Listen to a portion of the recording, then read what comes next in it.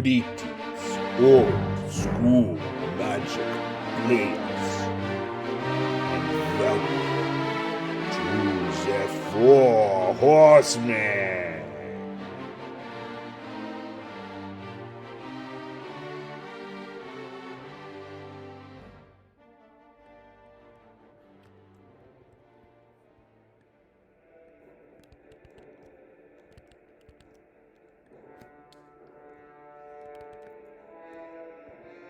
Greetings, old school magic players.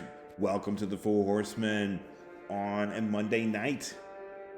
In tonight's video, we're going to be covering our Four Horsemen tournament number 21 quarterfinals. And I'm joined here tonight with my friend, co-host, and fellow Four Horsemen player, Tim Kincaid. Hey, good evening, Chad, and hello, fellow old school magic players.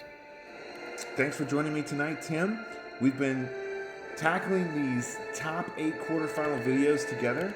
Appreciate you joining me for the commentary. It's always interesting to get your insights. For our viewers, we are doing our tournament number 21. If you've watched our former videos, you've probably seen we are deep into the wild, wild west of Four Horsemen, going all the way back to June of 2022 and adopting our previous banner restricted list. You can check us out at horsemanmagic.com. Four Horsemen is the only old school magic format that focuses exclusively on Arabian Nights, Antiquities, Legends, and the Dark, the first 4 original expansions of Magic the Gathering. Join us at facebook.com/group/4horsemenmtg. Okay, Tim, Tournament 21. We've covered all the ins and outs. Welcome back. The Wild Wild West is crazy times and spicy decks and great prizes. So let's just jump right into it, shall we, Tim? Yeah, sounds good. Who do we got tonight? Well, for tonight, we have our last top 8 quarterfinals match. Brian Burrow, one of our, at this point, fairly seasoned Four Horsemen players. Brian Burrow's been up and coming. He has persisted through many losses. He's refined his decks, and he's made it not only into the top 16, but also into the quarterfinals here. And Brian Burrow, glad to have you playing with us, and hats off to making it into top 8. Also with us tonight is Derek Saylor. Derek has been playing lots of spicy, janky, kind of crazy off-the-wall decks with Armageddon clocks and all kinds of crazy stuff. But Derek got very focused and serious in Four Horsemen Oldschool Magic Tournament 21 and has brought a killer deck to the top 8. Tim, let's get into these. Okay, on the left here, Brian Burrow is playing his Fireflight deck.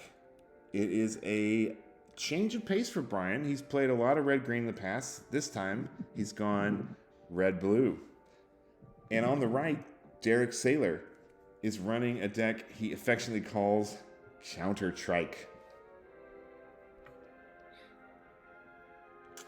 Tim, what do you think of the thumbnail here, and any predictions for what we might see in these two decks?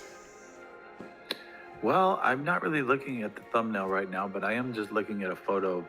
I'll start with Brian's. Okay, let's get into it. Yeah, Brian Burrow, Fireflight, red-blue.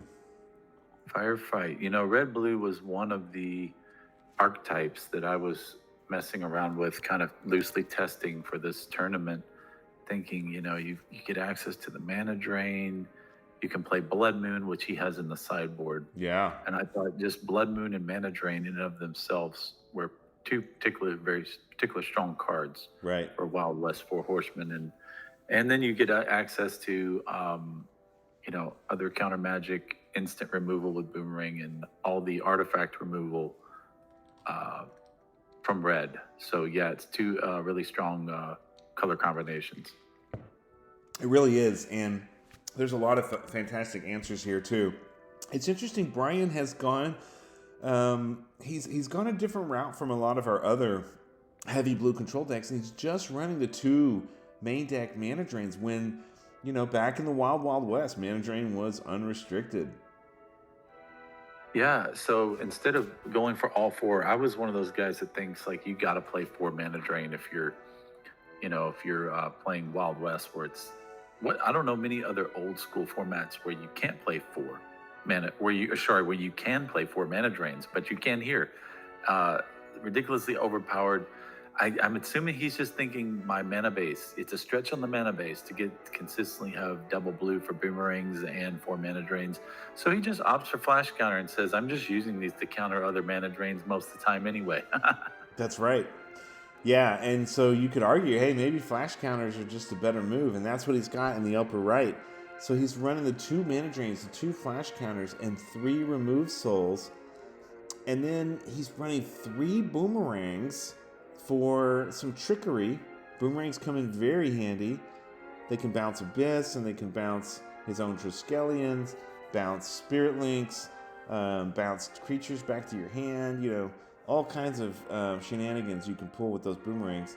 2 main deck Bloodlusts, 3 Azure Drakes, 3 main deck Artifact Blasts, and I think it's interesting, he's running 4 main deck Flying Men, but he's not running what we normally see with Flying Men, which is Unstable Mutation.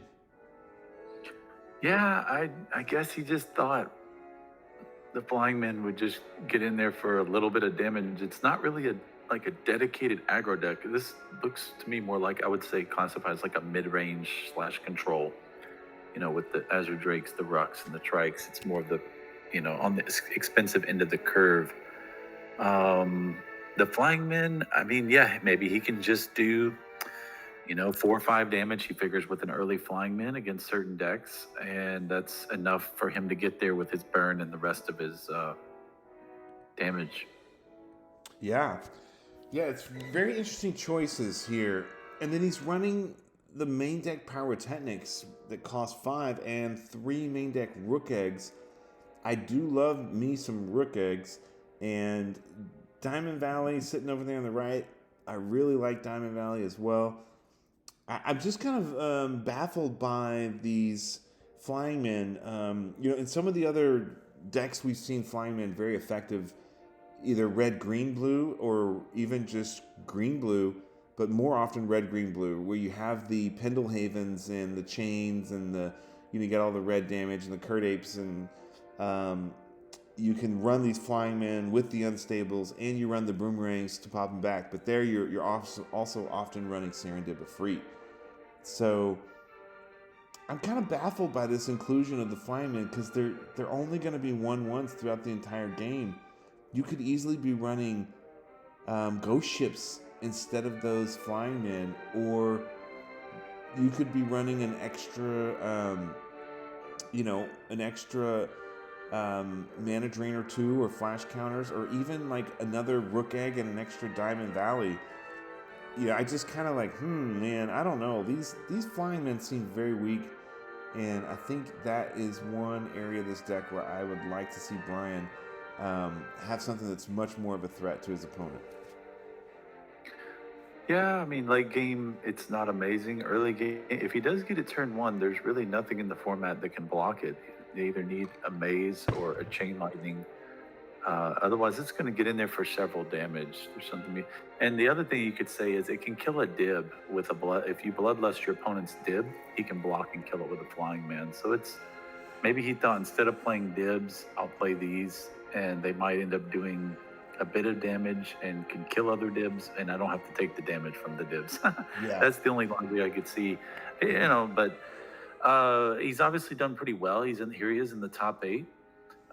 Looks like a pretty well-rounded deck. That being said, and I heard you mention about the Ruck Egg. You said you really like Ruck Eggs. Well, Chad, how do you like your Ruck Eggs? Scrambled, fried, or over easy, sunny side up? I like them Diamond Valley, life gaining. Yeah, well, I would say Diamond Valley is like you just crack the egg, and that's like throw it in the pan. So that would be just like a standard fried, sunny side up egg. Yeah, there is another. If you hit it with your own Chain Lightning, that might be like a scrambled Ruck Egg or something. Yeah, chained or Diamond Valley.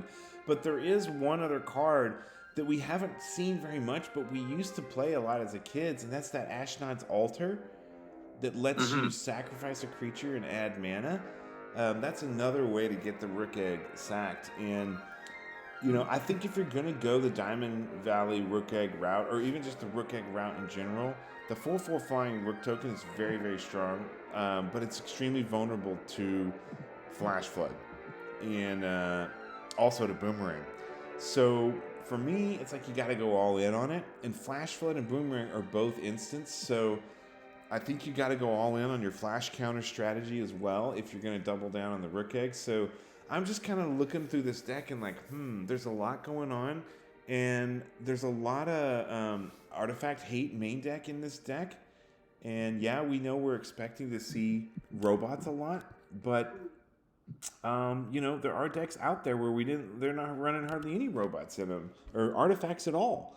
So what do you think about all this main deck artifact blast and detonates?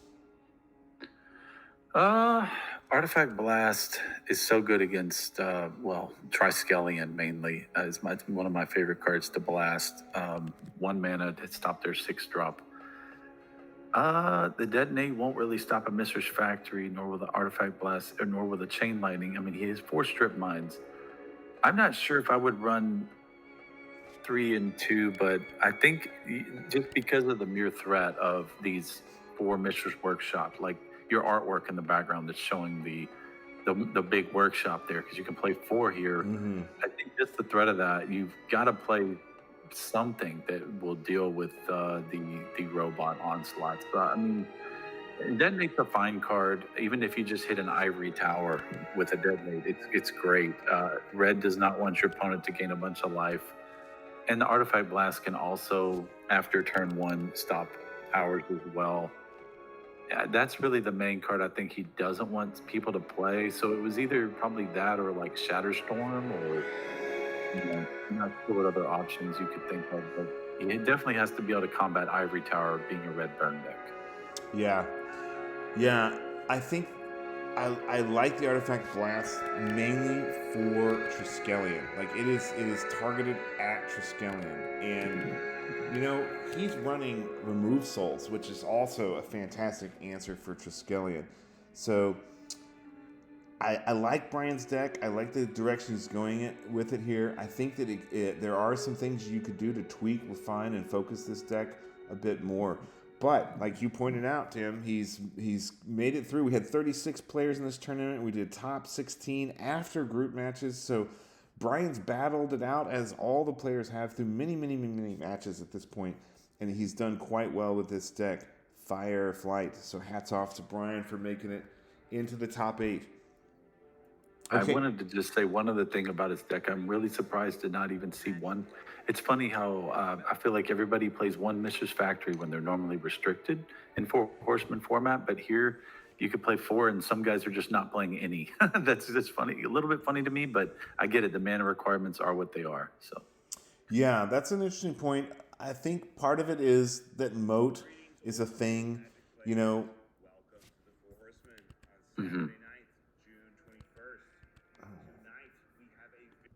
So, sorry, I hit one of my other videos. No, it's fine. You're right. Moat is, it's just something interesting I wanted to note. Yeah, I think it's the moat thing going on. You know, everybody was paying attention to moat, and you've noticed here, all of Brian's creatures except for the Triskelions are flyers, and he can bounce the Triskelions back and put them back in play with the boomerangs if he has to. So he can get some extra damage out of those Triskelion arms, even though they don't fly. So yeah, I'm guessing Brian was just navigating around the potential to be facing down a lot of moats. And he also doesn't have very many answers to Abyss, which we've also commented would be potentially destructive. He's not running any things like Field of Dreams or any enchant worlds to destroy Abyss or Nether Void or any of the enchant worlds. He does have the 2 of mana drains and the 3 boomerangs, so he does have 5 potential answers, but that boomerang is only a delay if you don't have the counter for it, you know, the next turn. Yeah, and no Loa again. And no Loa and no factories. So, Yeah, Brian may be playing cards that he owns, and maybe he doesn't own a Loa. That's always a possibility, but we do allow proxies, Mhm. and Brian's been playing for a long time, so um, yeah, I don't know. We'd have to probably talk with Brian and get his take. Maybe, Brian, if you're watching this video, a lot of our players do, drop your comments in the comment section and let us know. Cool. Okay, Tim, let's take a look at Derek Saylor's counter trike. What do you think of this spicy brew? Well, I had the pleasure of playing against Derek's deck this tournament in the normal rounds. Really neat deck. I enjoyed playing with Derek. Great guy. Here he has the he opted to go the ghost ship route instead of the dib again, just kind of like Brian did as well. They were worried, I guess, about the double-edged swordedness of the Serendib, of the 1 damage each turn, and so he plays the ghost ship. He also has some interesting. He has an enchant world. Okay, so that can kill other enchant worlds, which is really cool. Now that's called In the Eyes of Chaos, correct? Yeah, that's right. Okay, and that counters all instants. Now I'm just going off my memory. Counters instants unless they pay X, where X is that spell's cost or something. That's right. It doubles the cost of the spell. Here, let me look it up here and make sure. In the Eye of Chaos. Yeah, I guess that could be kind of neat, if your opponent, he's got the Elves of Deep Shadow to give him a little extra mana advantage. And if his opponent is trying to like mana drain his Trike or his Urnum, they now need 4 mana untapped to cast it, which of course Derek does too. If he wants to play Remove Soul or Mana Drain, he Right. need 4 mana. Yeah, in the Eye of Chaos, enchant world, whenever a player casts an instant spell, counter it unless that player pays X, where X is equal to the converted mana cost of that spell. Yeah, I think it's just having an enchant world is just like, here's a card that can blow up the Abyss. That's right. Or blow up the Netherworld, or just any other enchant world. So that's pretty cool tech. It is. It's very smart to include that. And, you're facing down the Abyss. You're going to see it. You may see other stuff like Arborea, which is an absolute nightmare in a control deck. A lot of players have been playing Arborea and Sylvan Library and Dark Heart of the Wood and Ivory Tower. These control-y black, green, and, control life-gaining decks. That Dark Heart of the Wood is also making an appearance here for its life-gaining power. And so it's very smart that Derek has included that in the Eye of Chaos. So he has 1 out to get rid of the Abyss. But then he also is running 2 main deck Desert Twisters as a plan B. Yeah, to contrast here against Brian's deck versus Derek's deck, Derek chose to run the full complement of Mana Drain. And I think that's because he also has the full complement of Triskelion. So he's all in on the whole, I'll Mana Drain, untap, and cast my Triskelion. Whereas Brian only has 2 Mana Drain and 2 Trikes, so he's not leaning in as heavily on needing that colorless mana to pump out the big robot. Yeah, that's right.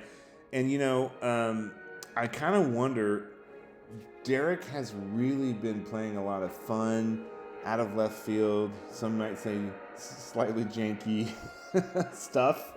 And suddenly, in Wild Wild West, he's gotten very, very, very serious. And this deck is so focused, it's so finely tuned. I mean, I see almost no critique that's coming directly to mind. Like, this deck is really masterfully, perfectly brewed. I kind of wonder, did Derek get some coaching and help on this deck? It's a neat deck. I wouldn't put it past him, man. He's a sharp guy. I think he's really improved. It seems every month. It seems like his decks are getting better and he's more competitive. He's pretty soon he might be the champion of one of these tournaments, or it could be this one. Yeah. Well, he's even got the inclusion, Tim, of the very, very, very powerful Reconstruction along the top there. That is a card that I really felt like I should have run in my deck, because with the Triskelions, and when you're doubling down on the workshops, and you can just fire off a Triskelion on turn 3 or 4 and then reconstruct it right back. The power of that and the damage of those Triskelion arms just is really strong. And then he's running the he was keen to the meta. He's like, there's going to be people packing all kinds of main deck They're going to have detonates. They're going to have crumbles. They're going to have shatterstorm. They're going to have artifact blast. You know, all these, you name it, divine offerings. They're going to be playing all this stuff main deck. And he's like, I've got the Trike coffin late game, and I've got all this colors. I'm just going to run the reconstruction so I can ensure I get the coffin Trike going late game. Yeah. I guess there is one card that I'm thinking, I would like to see one recall in this deck. Because if you can recall late game where X equals 5 or X equals 6, and you can get back an extra mana drain, an extra reconstruction, and an extra Triskelion, like you get a that really starts to become powerful. So I'm thinking, do I need 3 Diamond Valleys? Would 2 Diamond Valleys be enough? Probably. Do I need 4 Dark Elves of Deep Shadow? 3 Diamond Valleys. What do you think about that?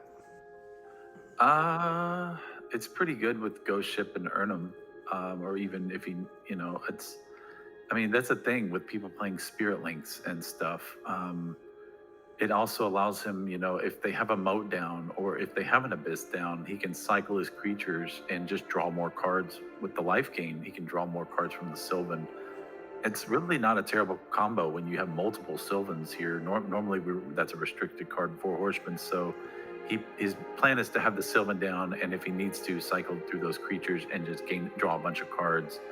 But I'm totally with you, though, the assessment of let's play a recall.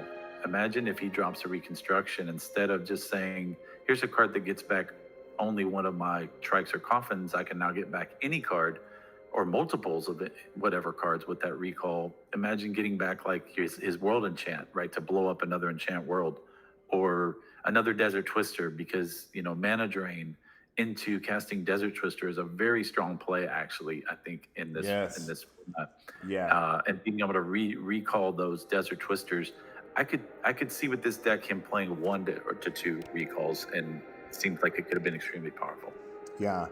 Yeah, I think the Diamond Valleys are there specifically, like you said, for late game. He'll be munching his elves, but mainly, he can't regenerate his ghost ships off of sacking them to Diamond Valley, and he's going to want those ghost ships to block and regenerate. So, I think the Diamond Valleys are there specifically for the Urnham Gens. Yeah, it's not a bad card with Sylvan and 4 and 5 toughness guys if they get linked or try to get oublieted or whatever. Yeah. And he's not doing the combo-y stuff with Old Man of the Sea in the Diamond Valley. He's not taking control of his opponent's creatures in any way. So, yeah, I think if I were to make some tweaks here, I would just pop out one of those Diamond Valleys and pop in a recall to replace it. That's about all I can say in terms of the critique. But what do you think about the inclusion of the 4 Elves of Deep Shadow in the main here and no Pendlehaven?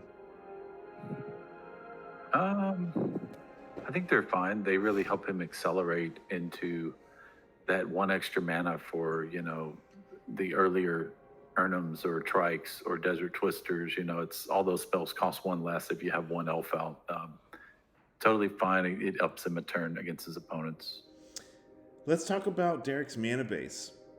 Along the bottom, 4 tropical islands, and then 4 of his own custom-made islands. These 4 lands you might not recognize in the middle with the kind of pink, purple, and black. That's a ship at night with the islands and the palm trees. Really cool. These are custom-made islands that Derek made himself, imagining if Legends had islands. And then I believe the 3 cards on the right are basic forests, right? So sweet looking lands. Yeah. And back to your question real quick on the elf. I think the reason he went with the elf over something like, say, a Fellwash Stone is because he's fairly heavy in the 2-drop. He wants to cast a counterspell on turn 2 or a Sylvan or Darkheart on turn 2. So he thinks the elf is the perfect 1-drop for his curve. But he could have he's running 4 Workshop. Why not just run 4 Fellwars? Because you can play a turn 1 Fellwar, no problem.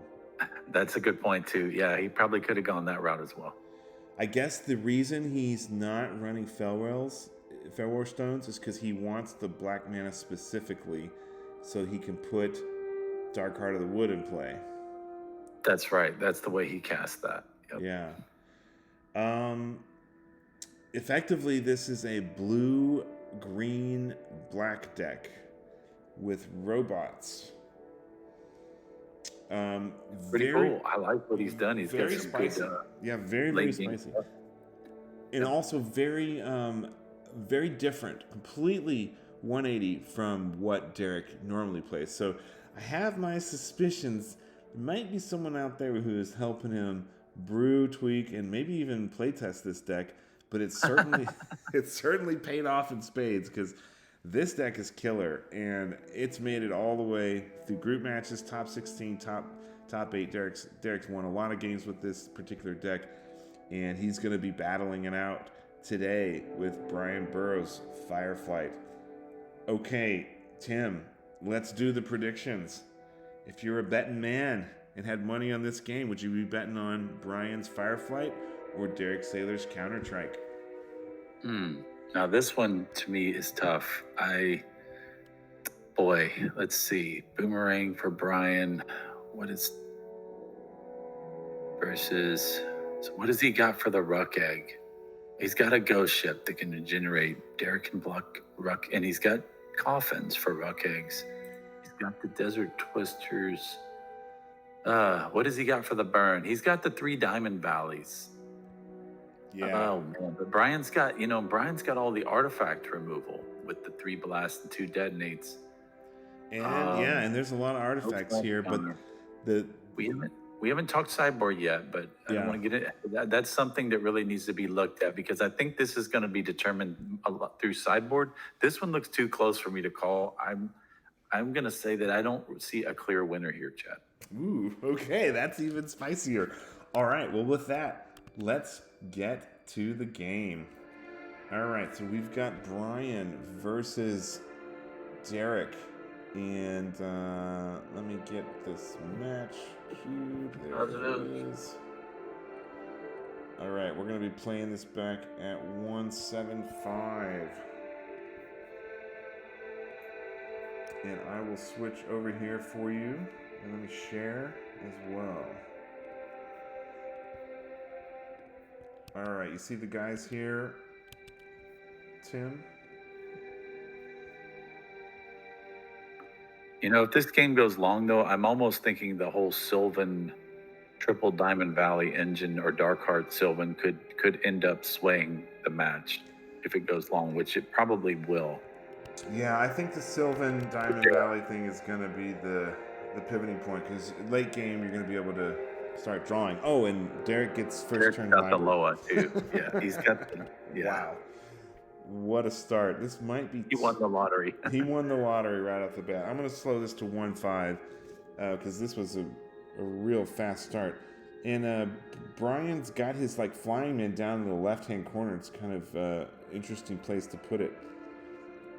Yeah, the Library of Alexandria historically is one of those buildings that if I could time travel, it would be one of those places I would have liked to visit just to see what all was actually housed in that building, that the infinite amount of knowledge and books, and who knows if there was otherworldly technologies or things that were from the old world that would have been housed in that library. Yeah, a lot has been written about that, and there's a ton of theories about it, and I'm fascinated by that too.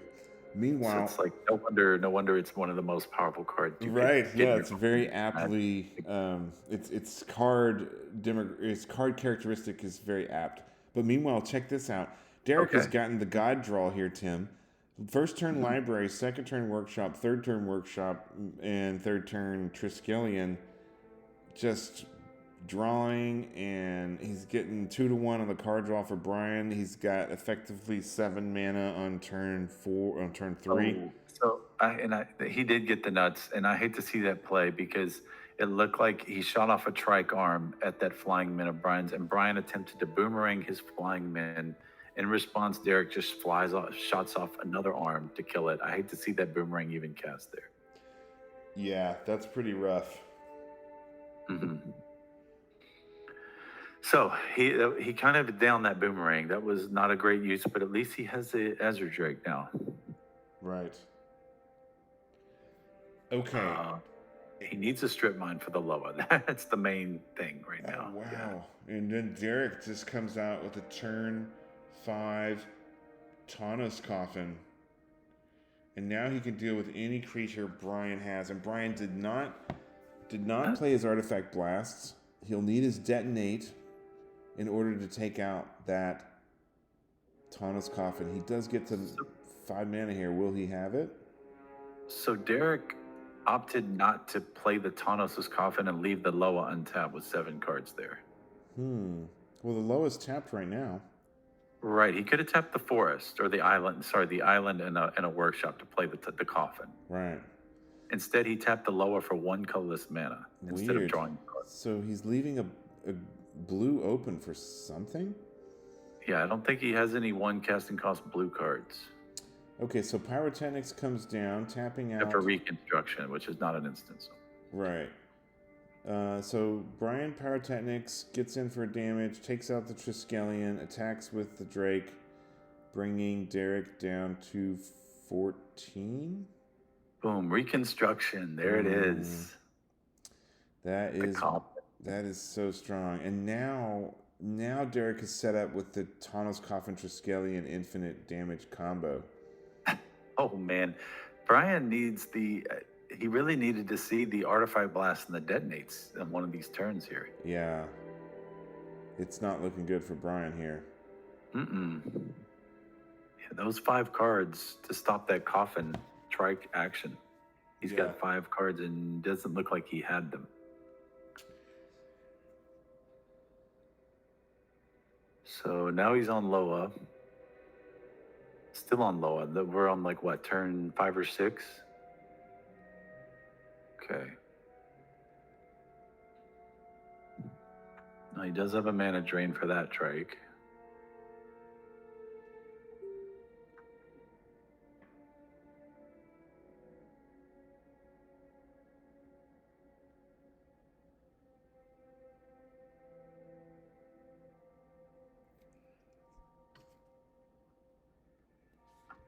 Well, I'm just thinking it's just curtains here for Brian.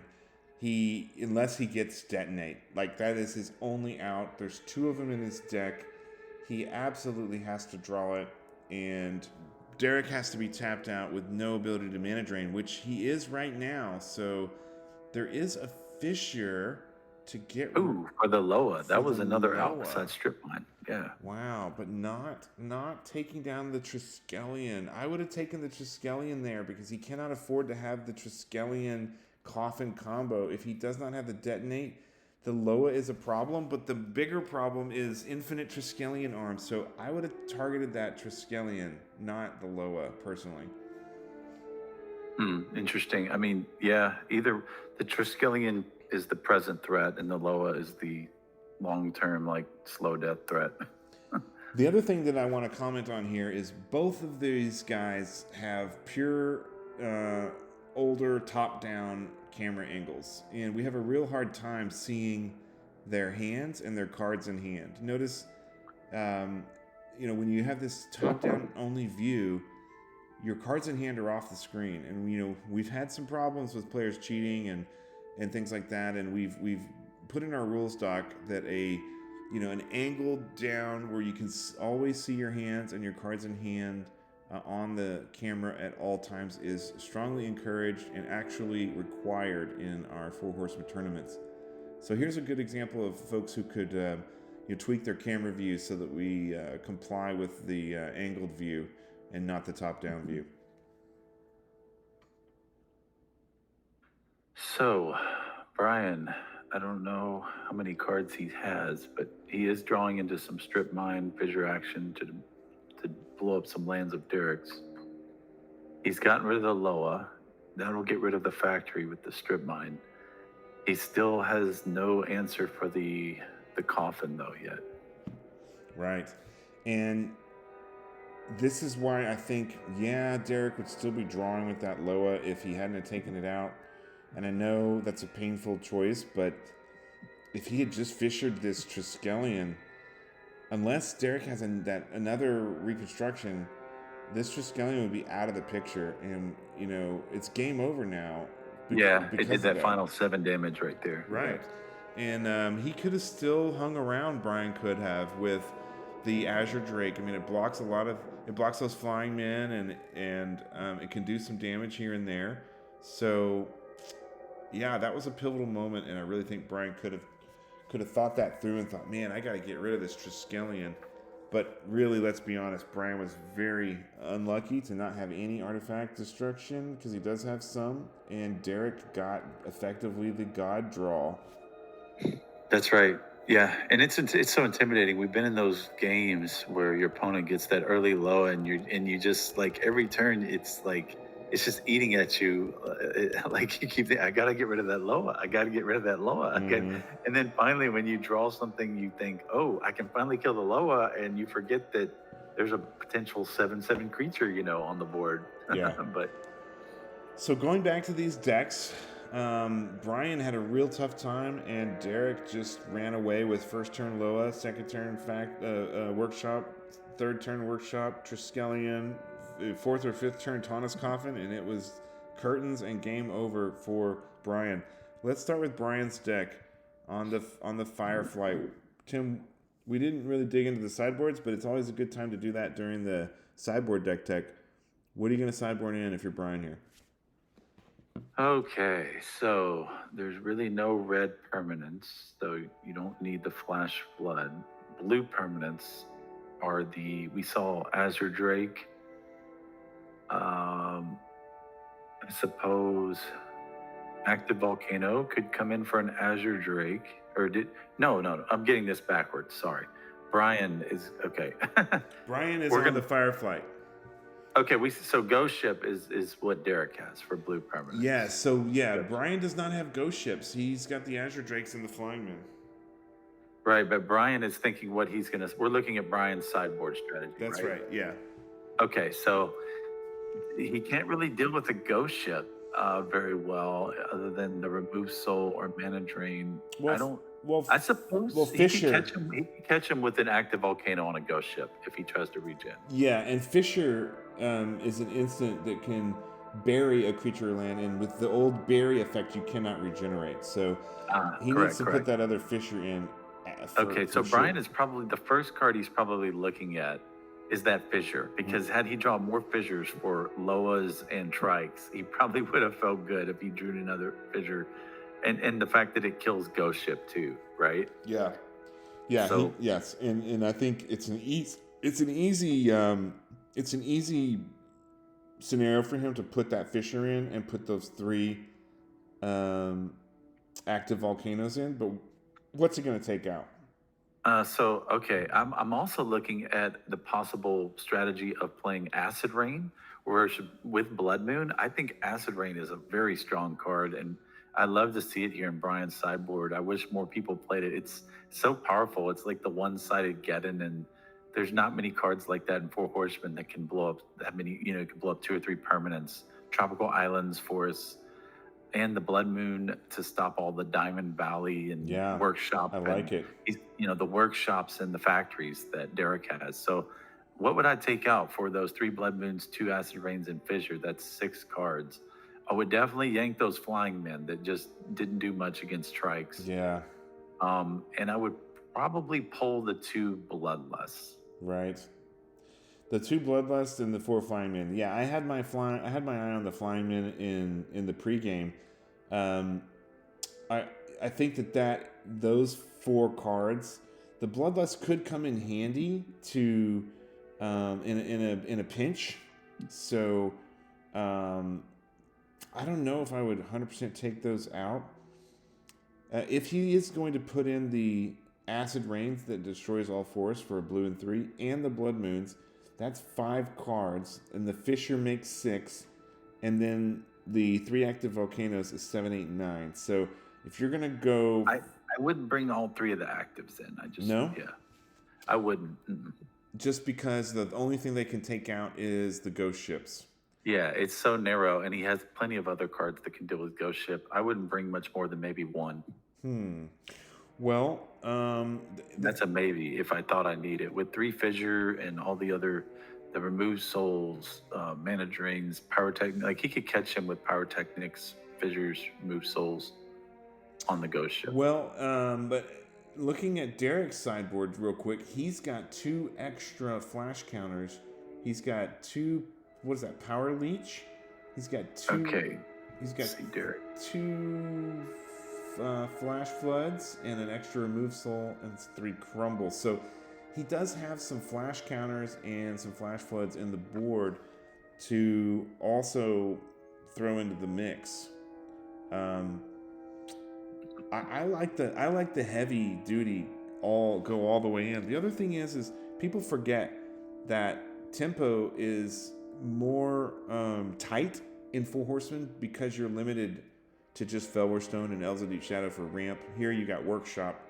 So the active volcanoes actually can mess with the tempo of your player. If you have a scenario where you're ahead on land and they're behind, or they're trying to get to their 2 blue mana for mana drain, you can actually use that active volcano to pop that extra island back, and they can't mana drain your stuff or whatever, and it slows them down because then they're a land behind for the rest of the game. Yeah, it's definitely playable. It's definitely a good card anytime they're playing blue, even if they just have islands. Like you said, just removing an island to get tempo or stop the counter spell. Yeah. The question is, what would he take out for all those cards, I guess? Yeah. Well, he does not have Tana's Coffin, and he doesn't have Reconstruction, and he doesn't have Recall. So his 2 of Triskelions here and the 1 off Mirror Universe are not all that great. And then he also has Pyrotechnics. The Pyrotechnics cannot take out the Urnum Djinns. They can take out the Triskelions, but then the Triskelions just fire off their arms. They do take out the Elves of Deep Shadow, and they can take out the ghost ships if he doesn't have the 3 blue untapped. Yeah, it's going to be hard for him to have triple blue. I don't think he had triple blue that whole first game with his mana base. Yeah, so I don't know. Does this Mirror Universe belong in this deck? I almost think it does, just because of the win conditions that Brian has. I mean, what's he going to win with? A 1/2/4 flyer or one of those Triskelions? Like, the Ruck Eggs get removed with Tano's Coffins. The tokens go away if that card's down. Mm-hmm. He just doesn't have a ton of win conditions, so I feel like he has to play the mirror to try to win with all his, because one of his burn spells or one Trike can win the game after a mirror activation. Yeah, that's a good point. The other thing is it's kind of hard to tell in this particular deck photo, but under the T21 in the right-hand corner by the Wild Wild West logo, that's an extra Desert Twister down there, and then there's 3 Tetravis, which are 4/4 flyers, and those 4/4 flyers could completely dominate the Azure Drakes. So I'm thinking he's got to keep his artifact hate in, and he's not going to win on speed because his deck is not fast enough because he's got no unstable mutations and only 2 bloodlust for the flying men.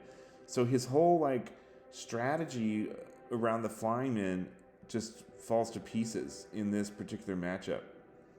Yeah, the Flying Men Bloodlust is more of I want to be a fast aggro or more of an aggro plan. And I think this deck is really, really wants to be more of a mid-range control deck. Yeah. Okay, so we agree on the 4 Flying Men, and if we pull the Bloodlust out, that's 6. We need, I'm going for all 9, so I'm looking for 3 more cards to pull out. Okay, while you're thinking on that, can I make one comment quickly about what I would do while you think about what cards you would board out? One comment about what I think Derek might do.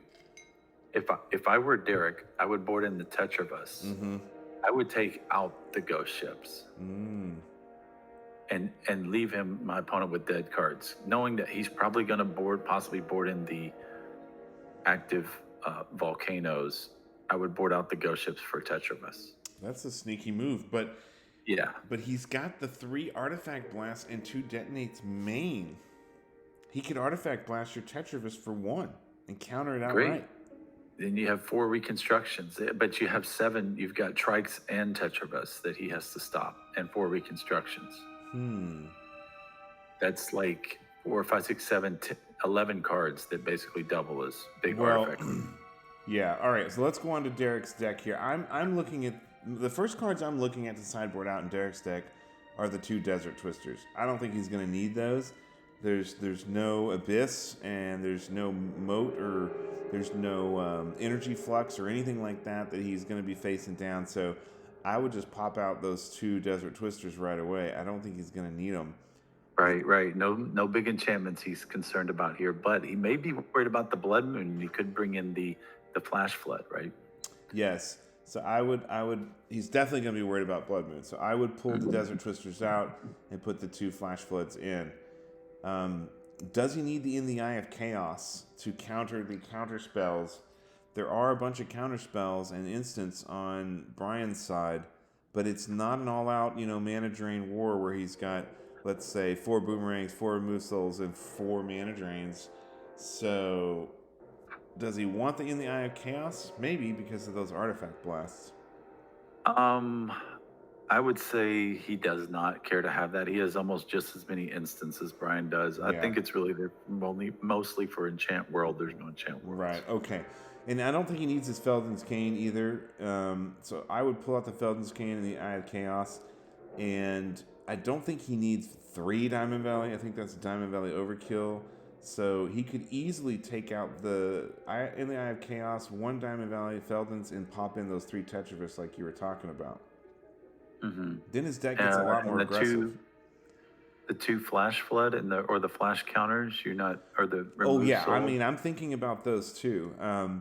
I don't think he needs this 4 Elves of Deep Shadow down here. I would pop out 2 Elves of Deep Shadow and put in those 2 Flash counters. Does that mean he has to take out the Dark Heart then? Because then he won't be able to cast that reliably. I don't know that he even needs the Dark Heart in this matchup. Okay. Yeah, he's got Diamond Valley to rely on, and there's innumerable ways you could do this. The Flash Flood definitely, I think, because of the Ruck tokens, it kills the Rucks and it kills the Blood Moon. Yeah. And I like the Tetrabus here. My sneaky move, like I said, is to give my opponent dead cards and board out Ghost Ship. But yeah, you could totally. I mean, it's totally a great card to leave in, and perhaps he thinks though that he might want the Flash counter to try to combat, the other instance that the mana drains, the Flash counters, remove souls and boomerangs that Brian has, or the Artifact Blast can be Flash countered. So, what is the green enchantment card with the red snake on it again? That's Power Leech. That's whenever your opponent taps an artifact, you gain 1 life. Right, okay. I don't know if there's enough artifacts in here to warrant that. Like, the only artifacts he's going to tap is, like, the Triskelion. There's no Mishra's factories or anything like that. Okay. Not many artifacts. All right. Well, that is a couple of different takes on how, Tim and I might sideboard differently on these 2 decks. Tim, let's get back over to the match, and we will get going with this game. This is definitely a complicated sideboard strategy for both players, I feel like, especially Derek. There's so many ways he could do this.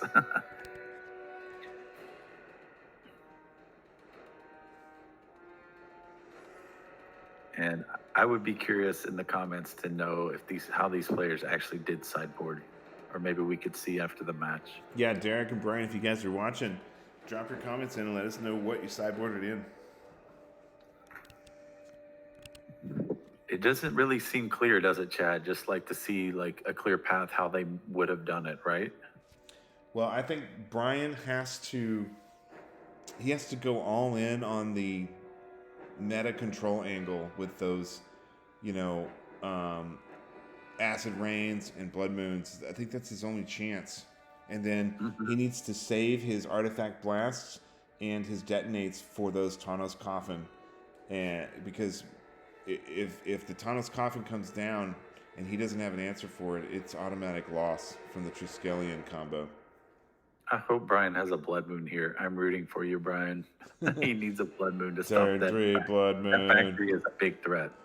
Now, the Blood Moon won't really stop the Triskelions, being cast off of the workshops, because you can still eventually cast them, but it will mess with all his other special lands. But Derek gets a turn 1 factory, a turn 2 forest, turn 3 strip, and a turn 3 Sylvan. So he's had a very strong hand this game as well. Yep. Looks good. Okay, Azure Drake, that's probably the best card he could have had this turn. Other than maybe Blood Moon. Well, yeah, Blood Moon, yeah. He needs the Blood Moon. Blood Moon would have taken out the strip mine and the factory, which would be really pivotal, but at least now the factory is not going to be able to get in for damage. Meanwhile, an island comes down and a turn 4 Urnum. Really optimal. Yeah, just tapping there. Yeah, the Urnum not having a mana drain or a move soul. Brian's in trouble to see that Urnum. What does he have here? Boomerang to stop it? How can he deal with that? Yeah, he does not have a way to deal with Urnum Jin unless he does a 2-for-1. Oh, that's a decent way to stop an Urnum for a little bit. And he comes right in with an attack, just staying on the aggro plan, getting Derek down to 14, and Brian's at 18. Derek had paid 4 life then with that Sylvan. I missed that. Yeah, he paid to do an extra draw. Ooh, but here comes Ghost Ship on turn 5 for Derek. That is, and he doesn't swing into the Ruck Egg. He's like, I don't want to give you a 4/4 flyer yet. Right, not yet. The Sylvan Library is going to be letting him dig and maybe draw more later. So Brian is in a real rough predicament in game 2 on turn 5.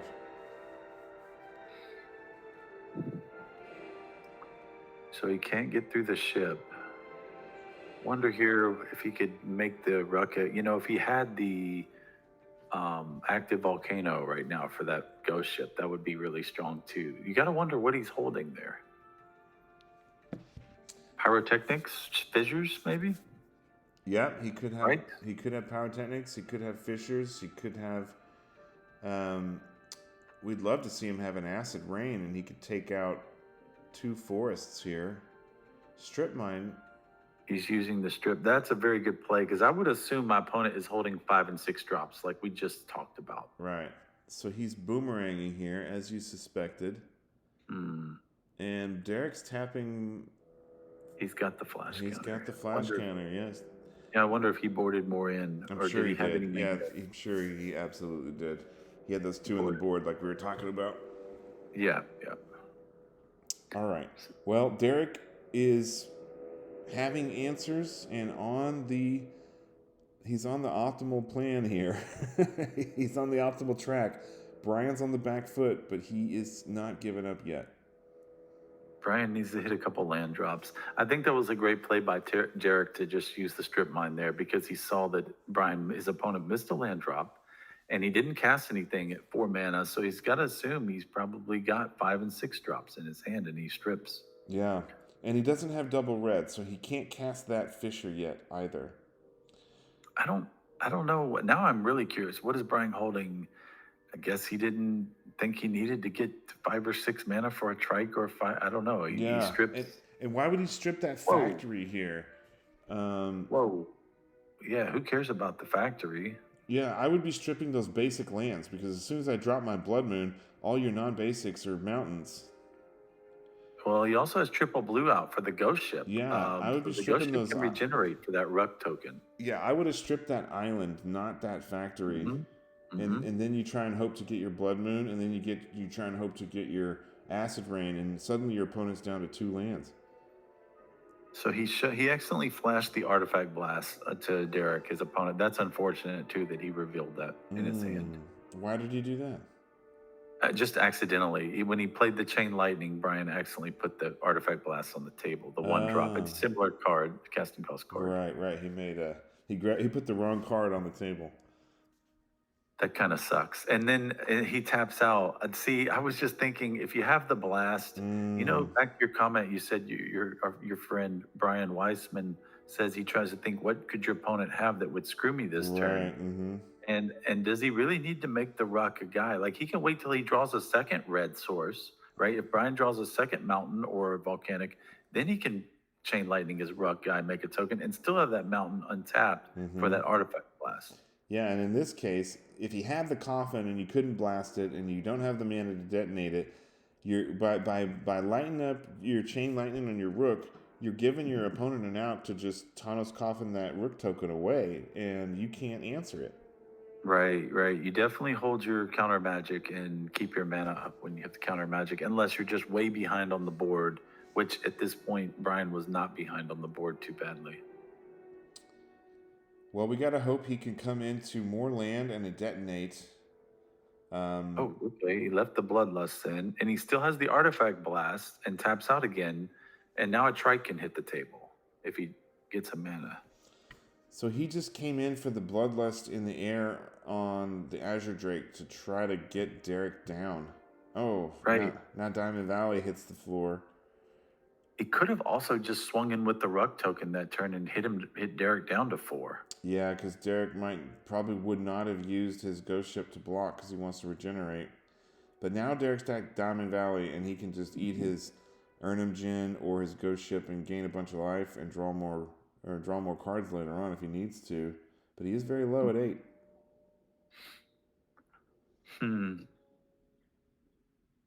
Yeah, back to what I was saying when you asked who I thought was favored in this. Derek, with having the Sylvan Diamond Valley Darkheart engine, I think these are kind of mid-rangey decks, late game decks, and back to my synopsis was that I think it did favor Derek a lot with the card advantage. So right now I would say Derek seems to be in the advantage here, not to mention that Brian has missed multiple land drops, which doesn't help. Yeah, it's not looking good for Brian.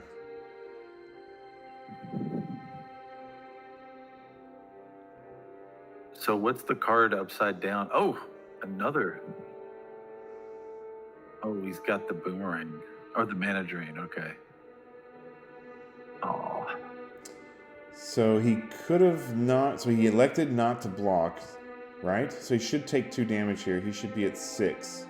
Yeah, he's at 6. Did he not, or did he block with the? He blocked with the Ghost Ship and then countered the mana drain. Maybe that's what he did. He blocked with his Ghost Ship and mana drained the Bloodlust to prevent it from killing. And then again, like Brian's still got the Artifact Blast, but he keeps tapping out. And I feel like if he had just stopped the Coffin or the Trike, he would be in a lot better shape right now. He would still have his 4/4 Ruck token. Mm-hmm. I don't know. It sucks when you're kind of mana screwed like that. That one strip mine sometimes can make or break a game, right? Yeah, but when you've got access to the deck photos, there's several things that are more focused and more serious players that are a little more spiky and competitive do. Number 1, they study the deck photos. Number 2, they do practice games. All the Aussie guys were practicing matches when they got to top 8 and found out, hey, there's 3 or 4 Aussie guys in the finals. They're all in one group, so a lot of the other Aussie guys got knocked out. And they're hungry to play, so they're practicing and they're playing against the opponents like you and I did in tournament 17. And you can really figure out a lot of great maneuvers and just very innovative ways to play around different scenarios when you study the deck photos and play practice games. Yeah, that's true. And when you don't have access to all the power cards, some of these power cards that are in the core basic, alpha unlimited set, you have to figure out a way to play around those scenarios. And that's part of what is intriguing about the 4 Horsemen format is finding these niche cards that can get the job done. Yeah, and there's lots of answers. That was it, Chad. We just, I guess we missed Derek full onslaught attack. He swung with everything, and Brian had a boomerang, but it wasn't enough to stop it.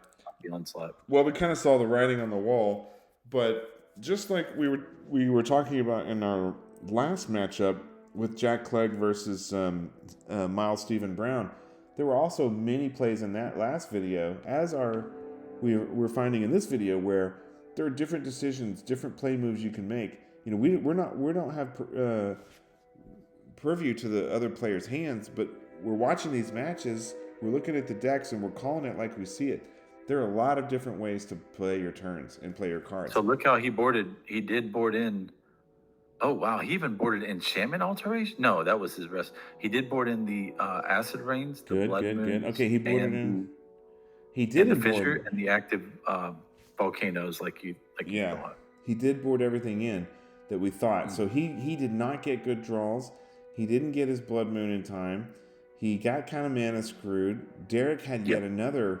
I mean, his hand game 1 was almost unbeatable. In game 2, he had a turn 2 Sylvan out and a turn 3 Strip Mine. So, yeah, I mean, it was a very, very, very, very tough match for Brian.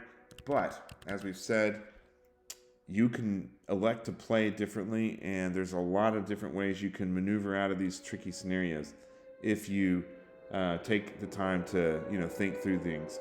So, Brian Burrow's Fireflight goes down in flames with a 2-0 loss, and a Derek Sailor's Counter Trike deck emerges victorious, 2-0 win. That brings us to the semifinals brackets.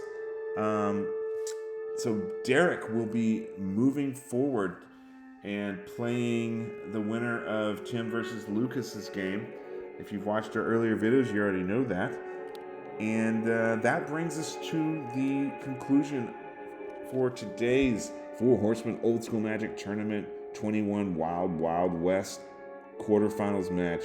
Tim, thanks again for joining me tonight. Thanks for having me. It was fun to watch some old school magic with you. Always fun to commentate with you as well, Tim. And for our viewers, join us at fourhorsemenmagic.com. We are playing Summer League all summer long. A little more casual format, and you can check us out on the fourhorsemenmagic.com website. Just click on current tournament. It takes you right to the Facebook event with all the details. You can play one deck or multiple decks, and it's a lax format for summer fun. Hope you guys will join us. Thanks for watching. Please subscribe to the video and the channel, and that helps us a lot. And with that, we will be saying good night and see you next time. Peace.